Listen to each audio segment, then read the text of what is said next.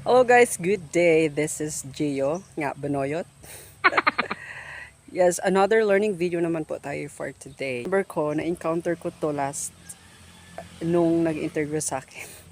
Alam mo, natatawa ako kasi hindi ko alam yung ibig sabihin and hindi ako aware na ganun pala yung ibig sabihin. Yes, the question was asked of me is that what are your pet peeves? I know that this is uncommon and unusual na question na tinatanong ng interviewer sa interviewee. Basically, the meaning of the pet peeves, it's something that can cause annoyance. Hindi ko pa alam noon kung paano sasagutin. Alam mo anong sagot ko?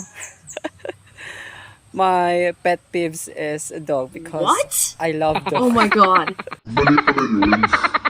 You can ask the HR or the interviewer para at least aware din sila at pwede nilang i-explain sa'yo kung ano yung definition o ano yung ibig sabihin ng pet peeves. Huwag tayong mag-a-assume na alam natin kasi hindi lahat ng bagay alam natin. Don't forget to raise a question, no? I hope this video will help you guys. I think for me, no, kung ako yung tatanungin, especially sa work, ayaw ko yung malate, no? Nakakairita yun. Naiinis ako kapag na-late ako. Especially, maaga kasi akong pumapasok. And yan yung routine ko when I was in elementary. Baka may encounter nyo to sa huli. So at least naging aware kayo.